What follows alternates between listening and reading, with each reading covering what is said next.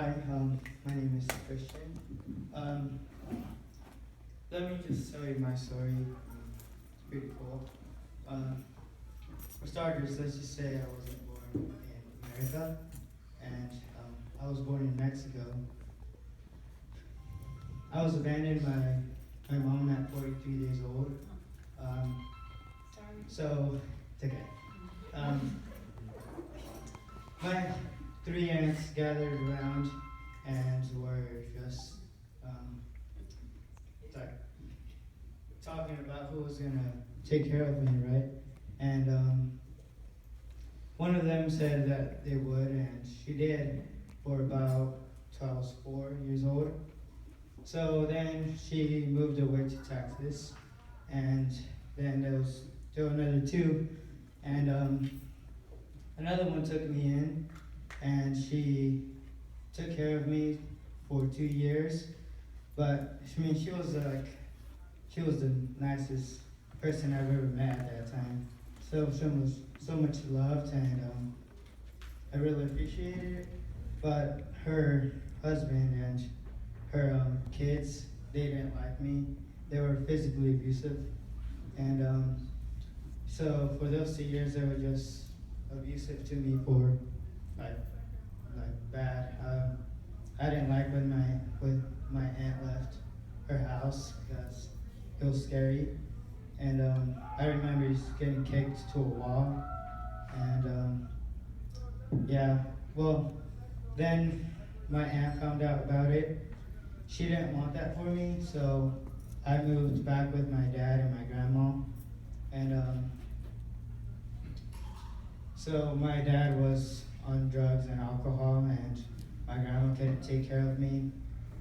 So there was still one more aunt left, and I guess my dad and my aunt talked about it, and she lived in Bakersfield here, and so she paid for a charter bus to come to Tijuana, to go to Tijuana, and yeah, it was like 3 5 day drive over there, and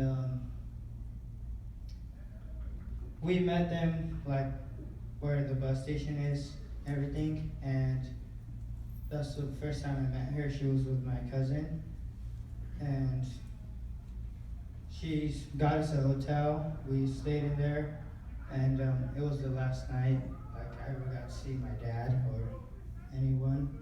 And yeah, one night I didn't know what was going on. I was like, okay, I'm gonna go with my aunt. Sweet, 2 weeks or whatever. And so the next morning, her um, ex-husband came and picked me up in a Suburban. Um, last time I saw my dad, I don't remember him saying, "Bye, son, I love you," or whatever. And yes, just last time I saw him. So we crossed the border, and the only thing I remember was him telling me to duck down and hide, whatever. And we crossed it, went through, good.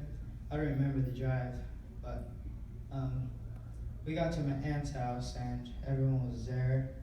And at first, I liked it, you know. It was like, you got a pool, you got cousins to play with, you got everything that you never had in Mexico, whatever. And then I like did something bad, and turned out she was physically abusive too.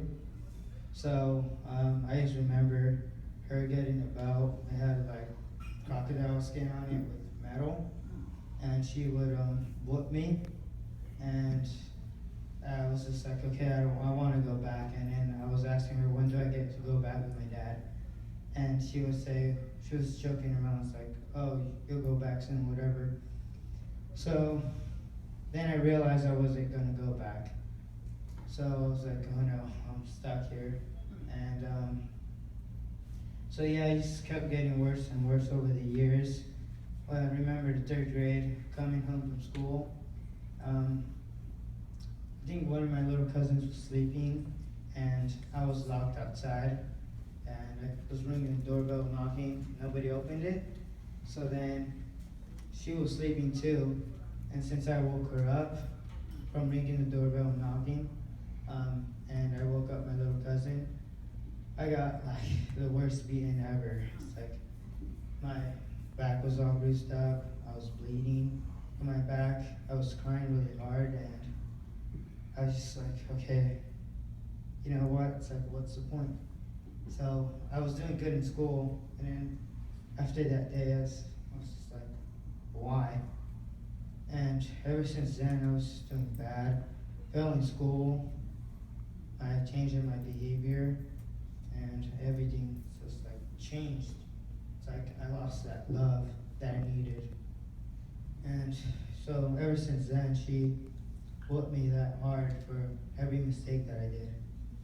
And these just got worse. Like she would whoop me with anything she could find, like a cord, sometimes even metal, broomstick,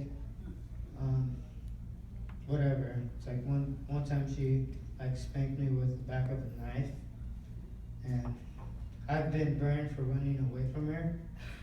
And yeah, it's just all this sad stuff. So, thank you.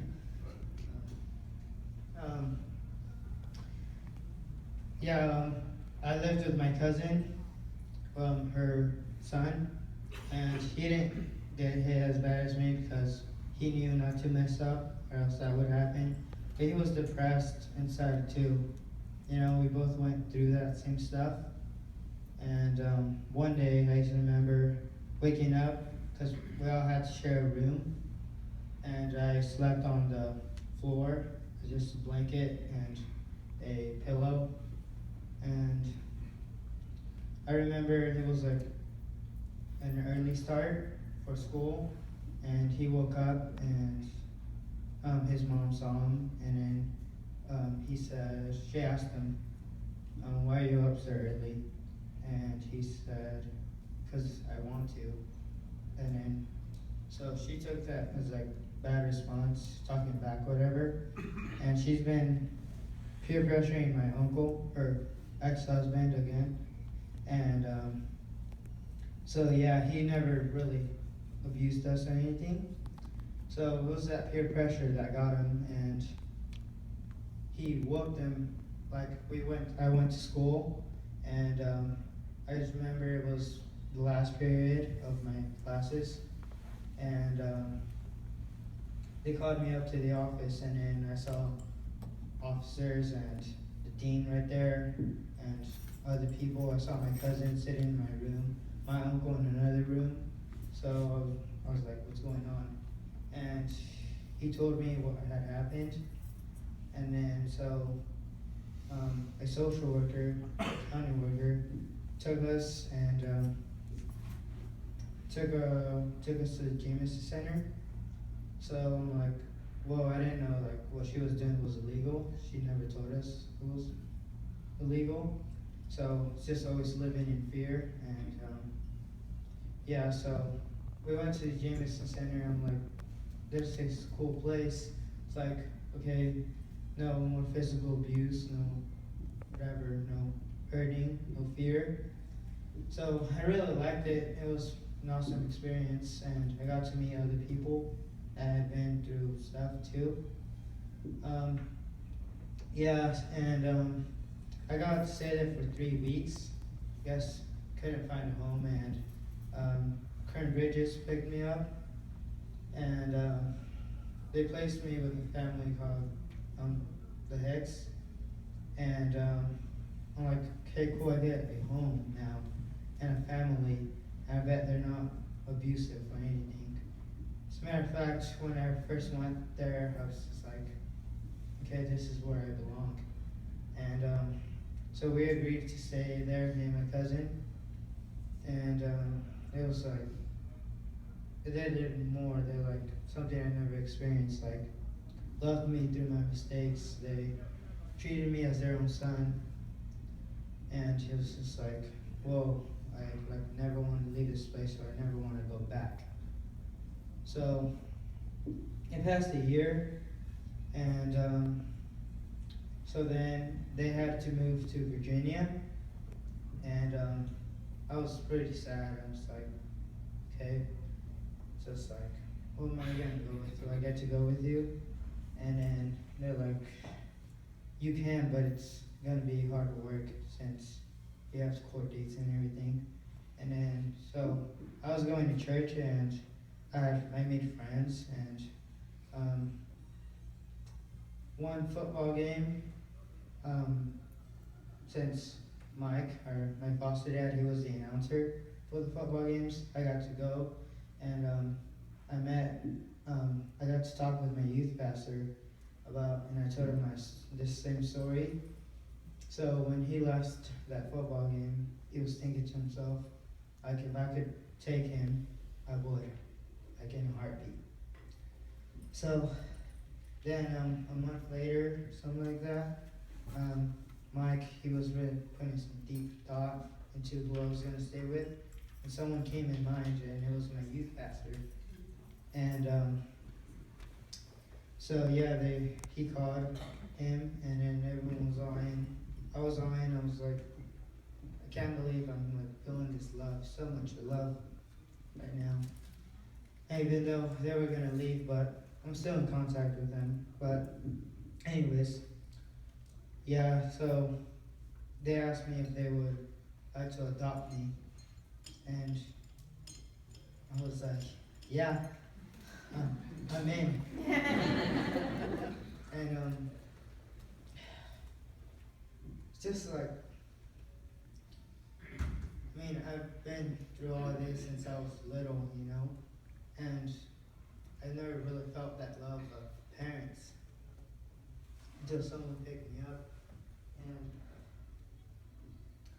And you guys are, like, everyone in here is important, matters.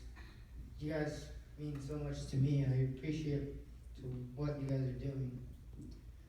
But yeah, I just like strongly encourage you guys to give as much love as you can, because love is what got me here. Without love, it's nothing,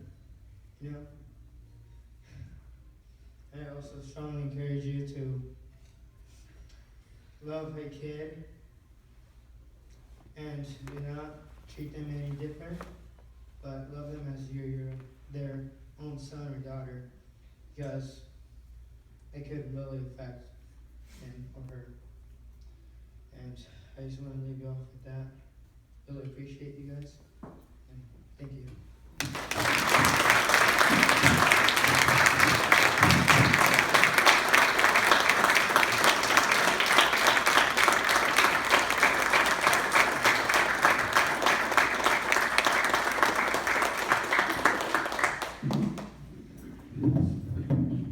Thank you, Christian.